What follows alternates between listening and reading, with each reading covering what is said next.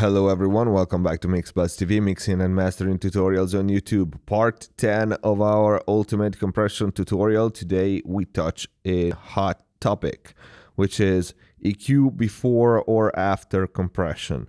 The endless debate. Well, rightly so, because to be honest, there is no rule, okay? I get so many questions about this. Should I EQ before I compress or should I EQ after the compression? There is no rule, absolutely no right or wrong, okay? What I can help you with is try to understand why you do EQ before or after the compression, why you decide one way or the other. So I will try to give you some examples. I can tell you right away, though, I am one of those engineers that usually 9 times out of 10 EQ before compressing, and most likely I also EQ after it, okay? So let's take, for example, this mix.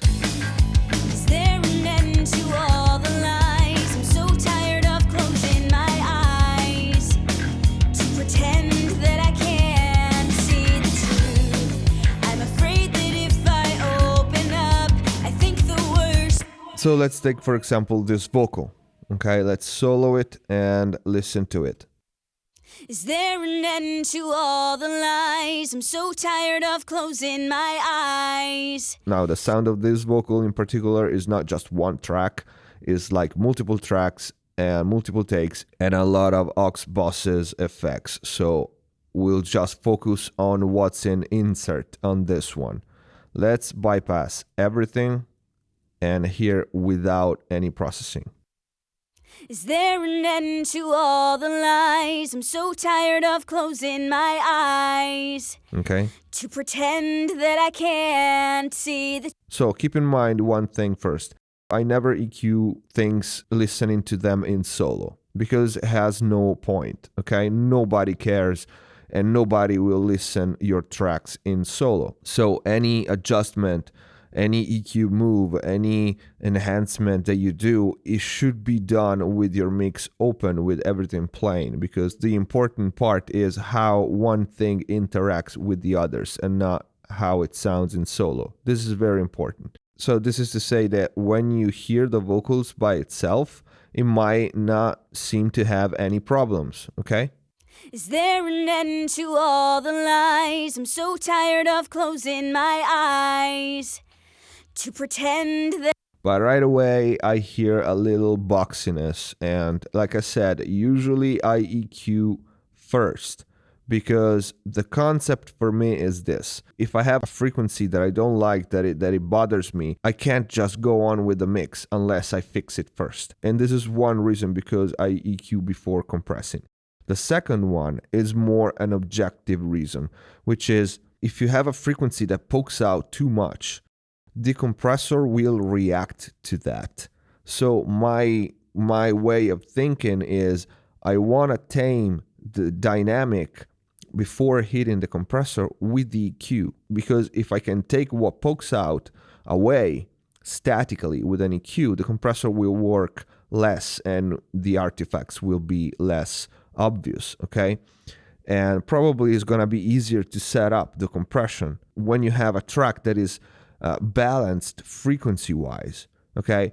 In this way, you also control what the compressor reacts to. Yes, we have internal sidechain, so we can tweak that, but I rather keep things simple as I can. So if I cannot use internal sidechain or multiband compression or dynamic EQ or any, quote, complicated process, I will do so.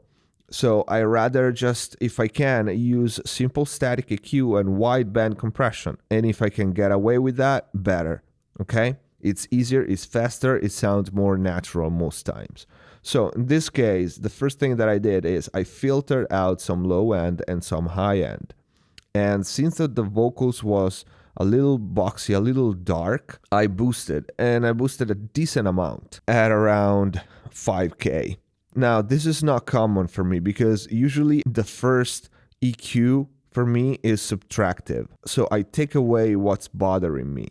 Okay, it's very rare that I boost But in this case, the vocal was well recorded and there was really nothing that bothered me, but more like it needed to be enhanced a little bit. And as you can see, I'm compressing also. But if you take a look at this button, the channel out in the SSL puts the EQ before the compressor, okay?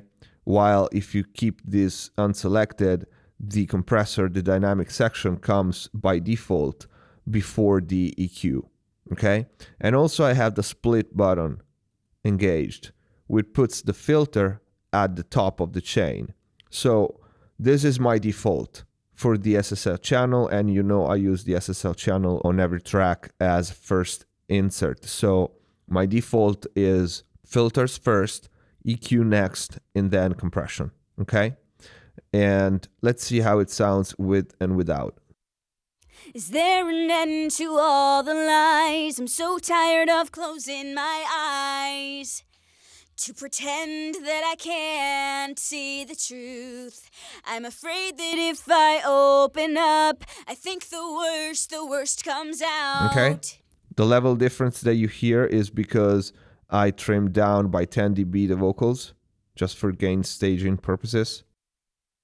Is there an end to all the lies? I'm so tired of closing my eyes to pretend that I can't see the truth. Okay. I'm afraid that if And as you can hear, the vocal sounds thinner and a lot brighter than it was. And if you listen to it by itself, you might think, well, it sounds like shit compared to what was before. But again, any EQ move that you do and that I do should be done with the mix open, with all the other instruments playing, okay? Because nobody cares how your vocal sounds in solo. And the compressor, as you can see, it works just a couple of dB, 3 top on highest Is there peaks. an end to all the lies? I'm so tired of closing my eyes. And if you listen to it and look at the gain reduction meter, you notice that the compression is applied on those parts where the vocal is particularly pokey in this exact area here that I boosted. Listen and look at the gain reduction and listen to the vowels. Is there an end to all the lies? I'm so tired of closing my eyes. Okay? So tailoring my EQ before the compression, I can brighten the vocal, but at the same time, I have the compression reacting to those pokey and harsh frequencies, okay? So I'm able to boost that range to make the vocals more intelligible, but at the same time, my compression coming after the EQ is stemming the level, the overall level in those parts, so that the vocals is not annoying when those vocals and with that mid-high range pokes out, okay? If I would do the opposite, the compressor would compress the whole thing before the EQ. Is there an end to all the lies? I'm so tired of closing my eyes. Okay, but not as much. Pretend that I can't see the. And the boost would be too much. And this way I can boost, but I can control it right after. Is there an end to all the lies? I'm so tired of closing my eyes. And as we said, the filters come before everything, before the EQ and before the compression. In this way, my compressor doesn't react to the absolutely useless frequency that I have at 20 or 30, or, maybe a plosive, or maybe, a blast of air, and is not reacting to some information that I don't need up, at 20K. So I'm gonna remove that anyway from the audio. I don't see why my compressor should react to something that I don't need in the first place on this vocal. That's my way of thinking, why EQ before compression, okay? But anyway, this compression is very, very little gain reduction, just the peaks. The real compressor comes after. Is there an end to all the lies? I'm so tired of closing my eyes. Okay. To pretend that I can't see the truth. Next, I have another compressor, which is a multiband, to take care of S's and harsh high mid area that we boosted, I want the information, but now I want to control it. Okay, so another reason to compress after the EQ. And also I want to tame this boxiness here that was at the beginning. Is there an end to all the lies? I'm so tired of closing my eyes to pretend that I can't see the truth. I'm afraid that if I open up, I think the worst comes out. And again, all these moves were done for the mix with the mix going. Next one is another EQ. So that is to show you that is a never-ending process. There's no before or after compression and it's done. Sometimes is, and we are lucky when that happens, that you just need an EQ or a compressor or none of them. But that's a case, okay? Most likely a mix is done by a little step, a little EQ here, a little compression there, and then rinse and repeat. Anyway, after this second compression, I have a tilt filter with the high filter engaged, the low pass filter engaged. And if you're familiar with the tilt EQ, you see I am taming some of the highs and at the same time boosting some of the lows. The shape would be this blue one here, okay? So the vocals overall, the result is it gets a little bit darker, a little bit warmer. Is there an end to all the lies? I'm so tired of closing my eyes. From this. To pretend that I can't see the truth. Okay. I'm afraid that if I open up. Next one is another EQ. So once again, there are no rules. There are two compressors here and two EQs. It could be the other way around. And since I cut some of the very high stuff here and tilted, I just wanted to push a little bit of this 20K air band with the mag EQ.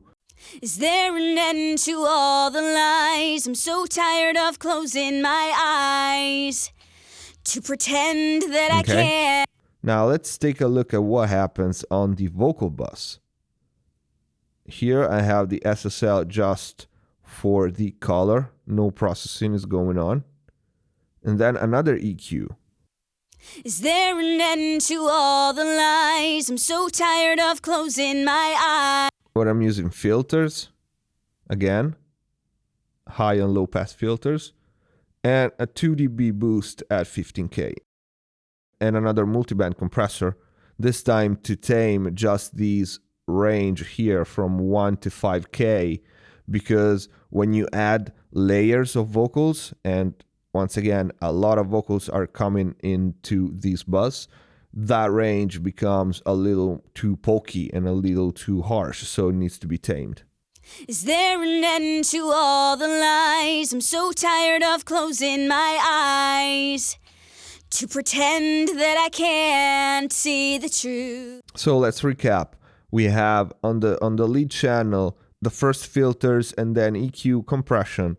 Compression again. Multiband compression, 2 EQs, and on the lead bus where all the vocals go, we have another bits of EQ and another multiband compressor with just one band engaged. So as you can see, each and every one does very little, okay? Couple of dBs here, couple of dBs there, but there's no set rule on when you should put your compressor before or after the EQ, okay? The concept is if there's something that you don't need, EQ-wise, take it away before compressing, because when you push with the compressor and then you raise the overall volume, you will bring up everything, even the things that you don't need, or even the things that are annoying if you don't get rid of them before. So my idea is this: get rid of what bothers you, get rid of all the information that you don't need. For example, even just filters, filter out the low end that you don't need, filter out the high end that you don't need. Then compress, and then enhance. If you take a look at my EQs here, are very broad stroke EQs, okay, and they do very, very little. This is 3 dB tilt, okay. This is a filter that is very smooth on the tone lux tilt, and the 20K band is just a smidge of air up there in the very high range, okay. So let's take a listen to the whole mix without any processing, and you will understand better when I say don't EQ in solo, okay? Don't process your tracks in solo. Is there an end to all the lies? I'm so tired of closing my eyes to pretend that I can't see the truth. I'm afraid that if I open up, I think the worst comes out. So it's better off that Is there an end to all the lies? I'm so tired of closing my eyes to pretend that I can't see Okay. the truth. I'm afraid that if I open up, I think the worst. Is there an end to all the lies? I'm so tired of closing my eyes to pretend that I can't see the truth. I'm afraid that if I open up. So each process is very subtle, but as you can hear, each time that you add the process, the vocal sits better and better in the mix, okay? At least that was the purpose. So let's take, for example, the drum. I don't have pretty much anything on single channels for this mix, just a smidge of EQ here and there, and not even on every channel. But I do have some processing going on the overheads, and let's take a look at it. So my go-to is the same, EQ first and compression after, because I want to take away from the overheads what I don't need. So the high pass at 113 in this case. Then there is a little bit of boxiness around 500 that I want to take away. And again, a low shelf cut from 200, 180 and below, okay? Before hitting my compressor, the API 2500, okay? And then I'm EQing after the compression also, okay? And again, tilt EQ, just for the last polishing touch. So let's hear the overheads before and after. This is without any processing, any EQ. Here's my filters and the 2-cut. And then I'm compressing.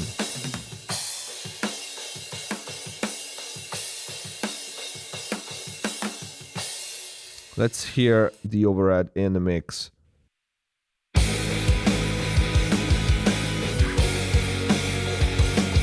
EQ,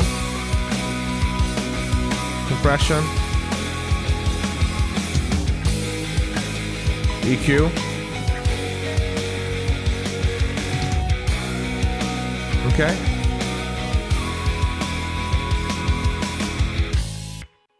Let's take a look at the 2-bus and see what did I do there. So there's the SSL just for the color. And then in this case, compression first.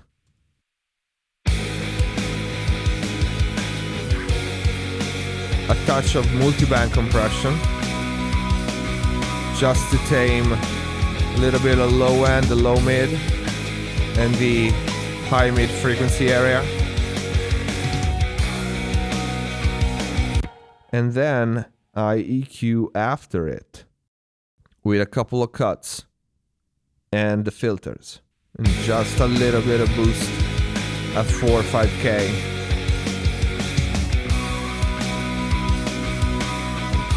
So as you can see, the frequency range that I'm compressing the most is this one here,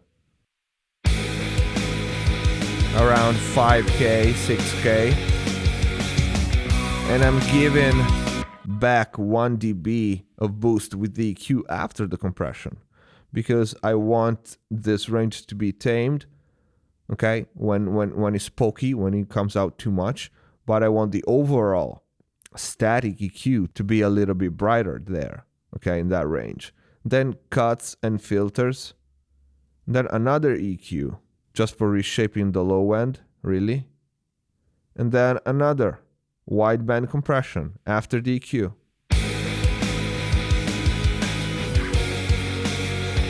Okay? And this is on the 2-bus. Follow the concept. Don't follow a set in stone rule that doesn't exist really. So I should EQ before compressor, I should compress before EQ. No, it doesn't really work that way.